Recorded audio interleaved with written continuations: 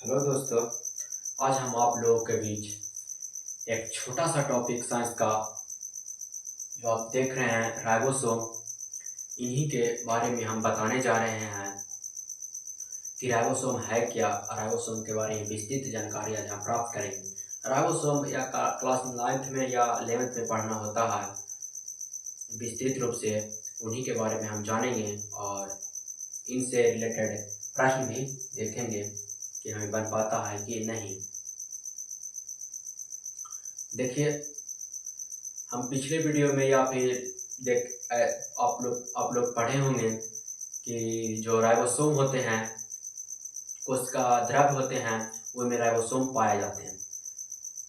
कोशिका द्रव्य में बहुत सारे कोशिका अंग पाए जाते हैं, जैसे लाइसोसोम, माइटोकॉन्ड्रिया, एंडोप्लाज्मिक रेटिकुलम, ये सब कोशिका अंगक पाए जाते हैं। उन्हीं कोशिका अंगक में यह एक कोशिका अंगक है राइबोसोम, कोशिका द्रव्य में ही पाया जाता है।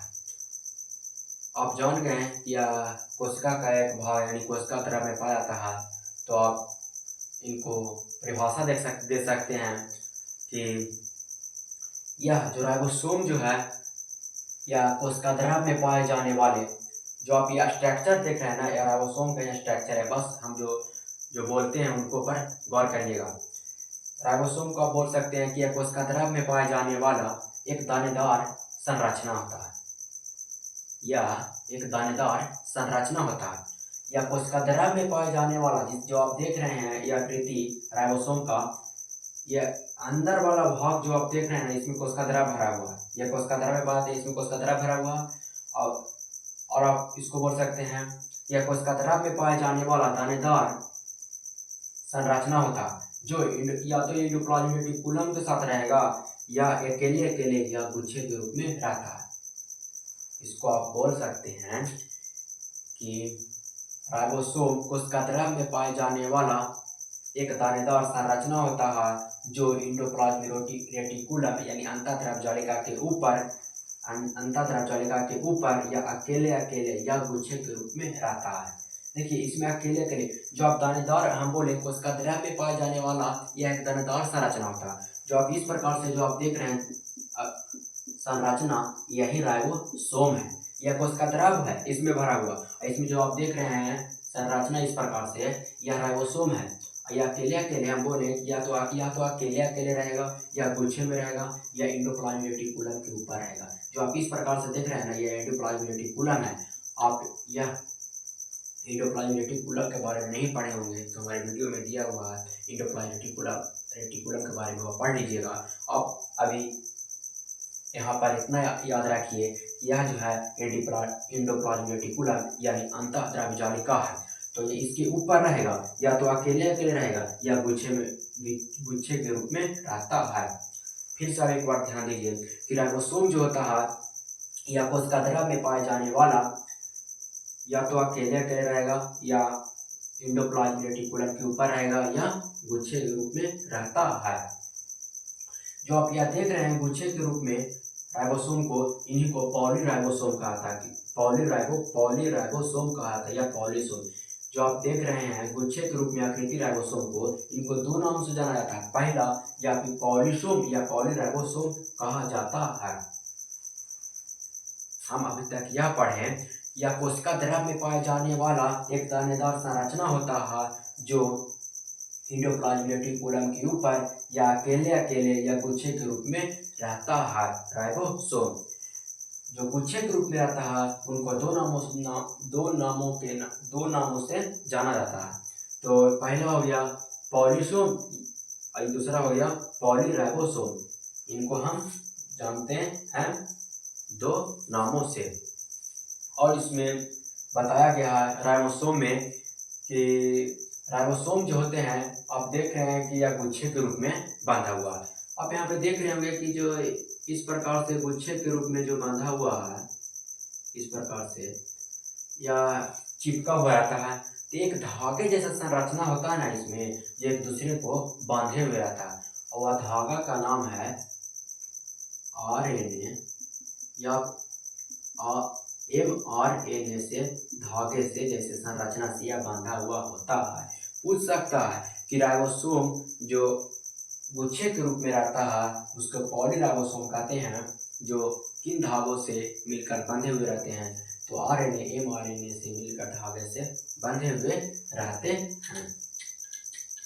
और इसमें राइबोसोम में पूछा गया है कि जो राइबोसोम होते हैं वह किस चीज़ से मिलकर बना होता है, तो प्रोटीन और आरएनए से मिलकर बना होता है। राइबोसोम प्रोटीन और आरएनए से मिलकर बने होते हैं और धागे का नाम है आरएनए एमआरएनए।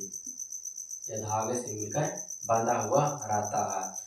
देखिए राइबोसोम जो होते हैं ना, अब बहुत सारे कोशिकांग के बारे में पढ़े होंगे जो हम बताएं कि जैसे माइटोकॉन्ड्रिया, लाइसोसोम, ये सब पढ़े हैं। जिसमें आप पढ़े होंगे कि प्लास्टिड के बारे में पढ़े होंगे। प्लास्टिड भी है एक कोशिका द्रव में बनाता है या कोशिकांगक है, ये सबसे बड़ा कोशिकांगक है। उसी प्रकार की यार जो राइबोसोम जो है ना सबसे छोटा कोशिकांगक है, यानी सबसे छोटा है। जितना आप कोशिकांगक देख रहे हैं ना उसमें सबसे छोटा है राइबोसोम। और एक बात और कि यह जो राइबोसोम जो होते हैं झिल्ली विहीन, झिल्ली विहीन का मतलब हुआ कि इसमें झिल्ली नहीं पाए जाते हैं। जैसे माइटोकॉन्ड्रिया पढ़े होंगे तो उसमें देखे होंगे कि दोहरी झिल्ली से घिरा हुआ संरचना हुआ था। तो जितने भी आप कोशिकांगक पढ़े हैं, कोशिका द्रव में जो पाया जाता है कोशिकांगक, जितने भी आप पढ़े हैं उनमें से जो यह राइबोसोम है इसमें झिल्ली विहीन होता है। पहला याद रखिएगा कि यह झिल्ली विहीन होता है। दूसरी बात है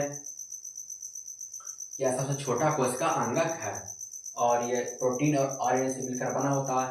और पॉलीराइबोसोम जो होते हैं या किस कौन धागा से मिलकर बना होता है, आरएनए और एमआरएनए से धागे से मिलकर बंधे होते हैं। और इसमें पढ़ना है कि राइबोसोम जो है इनके कितने प्रकार होते हैं। तो राइबोसोम का दो प्रकार होते हैं। पहला है 70S राइबोसोम और दूसरा 80S राइबोसोम। 70S राइबोसोम जो होते हैं ना 30S और 50S मिलकर बने होते हैं। अब यहाँ पे याद रखने की बात है, ध्यान देने वाली बात है कि 30 और 50 80 होता है, इसमें 70 आया कहाँ से। देखिए यहाँ पर आप याद रखिएगा कि जो 70S राइबोसोम और 80S राइबोसोम जो होते हैं ना इनके प्रकार हैं। आप डायरेक्ट याद रखिएगा कि 30S और 50S मिलकर ही 70S का निर्माण होता है। राइबोसोम का प्रकार है 70S राइबोसोम और 80S राइबोसोम। इसको जोड़कर नहीं याद रखिएगा, सीधे याद रखिएगा 30S और 50S जो राइबोसोम होते हैं मिलकर ही 70S राइबोसोम का निर्माण करते हैं। और 80S राइबोसोम का निर्माण 40 और 60S मिलकर 80S राइबोसोम का निर्माण होता है।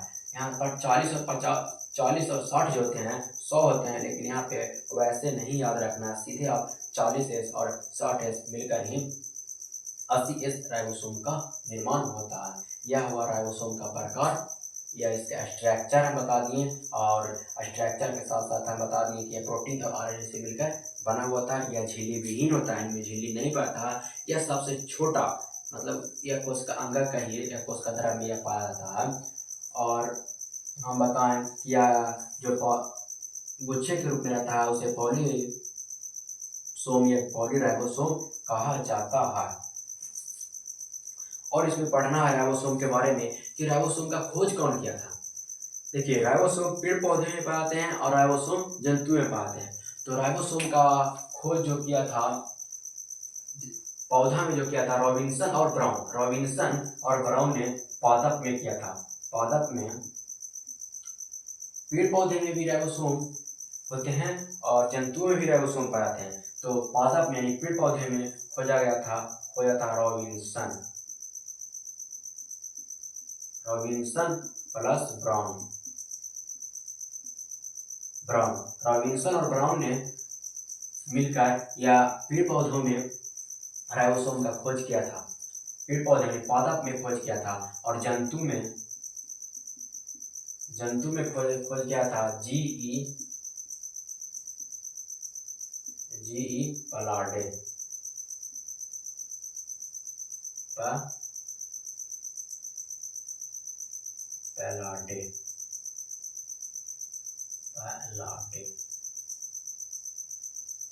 जी.ई. पलार्डे वैज्ञानिक का नाम है। जैसे देखिए पेड़ पौधे में खोजा गया था रॉबिन्सन तथा ब्राउन ने मिलकर ये पेड़ पौधे में खोज किए थे राइबोसोम को। और जंतु में जी.ई. पलार्डे जो वैज्ञानिक का नाम है या जंतुओं में खोज किए थे राइबोसोम को। यह सिर्फ खोज किए थे जंतुओं में या पादप में, लेकिन नामकरण कौन किए थे? रॉबर्ट ने। रॉबर्ट ने नाम दिया था कि यह राइबोसोम है। इनका नामकरण जो किया था, नामकरण किया था रॉबर्ट। रॉबर्ट ने इनको नाम दिया था, यह राइबोसोम है। अभी तक हम जितना ही पढ़े हैं, एक शब्द में यानी एक अर्थ में, मतलब एक लाइन में याद करते हैं शुरू से। देखिए, राइबोसोम जो है, आप याद ध्यान दीजिए, राइबोसोम कोशिका द्रव्य में पाए जाने वाला एक दानेदार संरचना होता है जो या एंडोप्लाज्मिक रेटिकुलम के ऊपर या अकेले या गुच्छे के रूप में पाए जाते हैं। जो गुच्छे के रूप में पाए जाते हैं राइबोसोम, उनको पॉलीसोम या पॉलीराइबोसोम कहा जाता है। और राइबोसोम जो धागे के रूप में आप देख रहे हैं, या आरएनए या एमआरएनए धागे से मिलकर बांधे हुए रहते हैं, और यह प्रोटीन और आरएनए से मिलकर बना हुआ होता है। यदि इनके दो प्रकार होते हैं, 70S राइबोसोम और 80S राइबोसोम। 70S 30 से 50S से मिलकर बना होता है, और 80S राइबोसोम 40 से 160S से मिलकर बना हुआ होता है। और हम बताएं कि जंतुओं में राइबोसोम खोज किए थे जी प्लाटे नामक वैज्ञानिक जो थे, या जंतुओं में खोज किए थे रॉबिन्सन और ब्राउन ने पादप में यानी पेड़ पौधे में क्या बोलता है राइबोसोम का खोज हुआ था, और राइबोसोम का नाम दिया था रॉबर्ट ने। इसलिए इतना ही पढ़ना है कि राइबोसोम का विस्तृत आप जानकारी ले लिए। अब कार्य के बारे में चलते हैं कि राइबोसोम का कार्य है क्या। तो राइबोसोम का कार्य है कि बिना राइबोसोम कोशिका में जो इनको मतलब राइबोसोम का कार्य है कि आपको प्रोटीन का फैक्ट्री कहा जाता है राइबोसोम को। यानी कोशिका में अगर राइबोसोम नहीं है ना, बिना राइबोसोम को कोशिका में प्रोटीन नहीं संश्लेषण नहीं हो सकता। बिना राइबोसोम के कोशिका में संश्लेषण यानी प्रोटीन का संश्लेषण नहीं हो सकता है। इसीलिए इनको प्रोटीन का फैक्ट्री कहा जाता है राइबोसोम को। राइबोसोम को प्रोटीन का फैक्ट्री क्यों गया था? तो जो राइबोसोम जो है ना, वो कोशिका द्रव्य में पाते हैं। तो यार अगर कोशिका द्रव्य में अगर राइबोसोम नहीं है तो समझिए कि प्रोटीन नहीं है। यानी इसका कार्य बस इतना याद रखिएगा कि कोई यह प्रोटीन के संश्लेषण में मदद करता है। यानी यह कोशिका द्रव्य में पाए जाने वाला प्रोटीन के संश्लेषण में मदद करता है, इसलिए इनको प्रोटीन का फैक्ट्री कहा जाता है। तो देखिए, हम बोले थे एक छोटा सा टॉपिक है, हमें आशा है कि आप लोग समझ गए होंगे। तो चलिए हम मिलते हैं अब अगली वीडियो में।